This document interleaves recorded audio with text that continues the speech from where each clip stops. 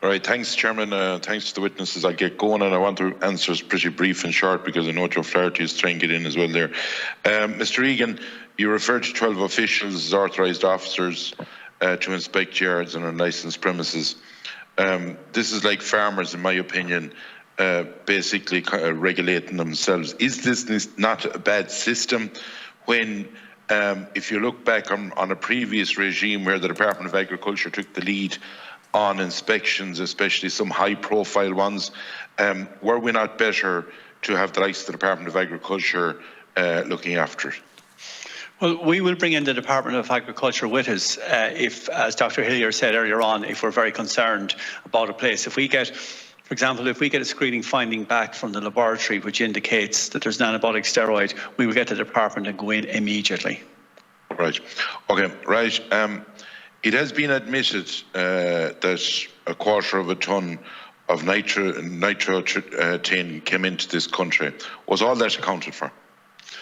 I can't answer that question. There was one trainer prosecuted on foot of finding nitrotane. The department found nitrotane in his yard, but it's really a matter for the Department of Agriculture because it's an illegal substance that was brought in. So it's not your problem? Well, the fallout from it could be our problem, but it's not specifically our problem. Right. We have a concern, obviously, because it was brought in. When the authorised officers go to yards, obviously there's a lot of security and all of that. Is there any, how long does it take them to get in with security and everything? Is there a danger of horses being moved or substances? Yeah. I might step in. I might step in there if that's okay. Having been at the coalface the last few weeks, most times the gates are open. In all honesty, most time the gates are open. And with the warrant cards, we've made a policy decision now that all of our inspections will be under the auspices of the warrant cards, rather than going in. All right. Can I just say that we're proportionate? If we had reason to believe that there was an issue, and I've been on inspections with the department where that has been the case, measures are taken. And by measures, I mean proper reconnaissance, back gates, vehicles not allowed to leave, that type of thing. Okay. Right. What is the current status of the contract with LGC Laboratories, and when is that due to expire? We have a year to run, and we'll be starting the procurement process again next year. Okay. You referred earlier on to Dr. Turton Swan. Why won't the IRHB release findings of an expert report by Turton Swan into a previous lab? I can't answer that. What I will say is that Dr. Wan's recommendations are now being enacted. I can't answer the question about the release of the document. Why isn't it being released? I'd have to defer to Mr. Egan for that. It was a report commissioned on the lab which was presented to the IHRB board, and it was acted upon by the IHRB board at the time. But if taxpayers' money is going, if there's money going from taxpayers, aren't all reports entitled to be released?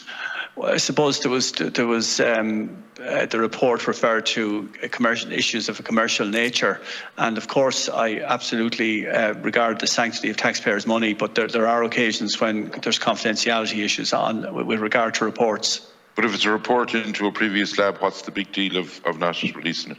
Well, as I said, there's issues between with regard to commercial sensitivity with regard to that particular laboratory, and we can't put something into the public domain without the consent of that laboratory because it was a joint report. Right. And did you pay for it? We paid for the report. It was a relatively cheap report, and I'm not saying cheap in the sense of. If I pay for something, I'm entitled to put it out there. Well, you are with the consent of the other party. Maybe not. Okay, I'm going moving on. Is there any plans to increase the out competition hair testing, and what plans specifically? I think it's the 383 samples in the first 6 months of 2021.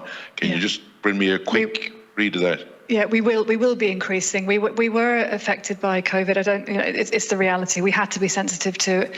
In February, we were able to do a little bit more when restrictions eased, and then back again to minimum and emergency only, if you like, in March. So yes, we do have plans. In terms of where and when and how, that'll depend on intelligence and risk, as I've already said. Now, you staged, and you proudly stated basically that 5,000 samples have been done in 2021. Yep. A quarter of them will be on race day. Now, if you talk to people in the in the Fitz, to put it simple, that they say that steroid use during training can help.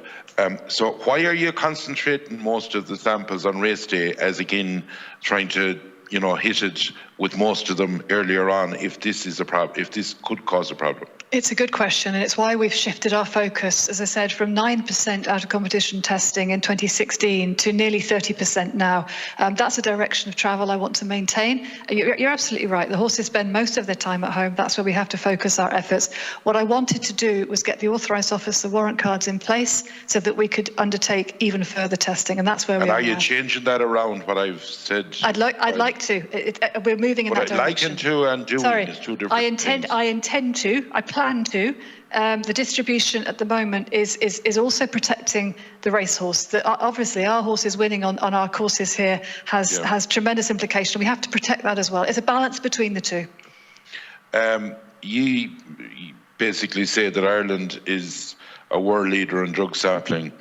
12% I think of runners were treated in 2019, 15.5% in Britain, 17.5% in France, 31.7% in Japan. Do you stand over this when you look at the figures in other countries in 19 that I've gone through? I do, because as I said earlier, it's about the quality of sampling and the nature of the sampling, not just the numbers. It's the two together. So if you compare us with our nearest neighbours, it's about 10% of samples of horses that run are sampled, and we're running at that same percentage. We have a greater percentage out of competition, as we've just discussed, how important that is, and that's the direction we're going to maintain. Well, our nearest neighbours of the UK, I think 15.5% is what they're at. In 2019, it was 10%. Well, the figures I got, and it's from Mark Bylan of the Racing Post. Would that be the thing? That's what I've read. Anyway. Do you intend to up that? I'd like to, but everything has to be put in a balance. I think it's quality of testing. One final question, because I want to let in Joe Flaherty. And I noticed that the smaller breeders, a problem arose last year. The Department of Agriculture would have been involved in it. The authorising agents, where when a foal was born, you're supposed to get a book, but these books mysteriously were heading towards the person, the stud. Why would that be, or why wouldn't it? I may have to leave that for the department, I'm afraid. So you're not involved in that at all, are you? No. Right. Okay. Thank you.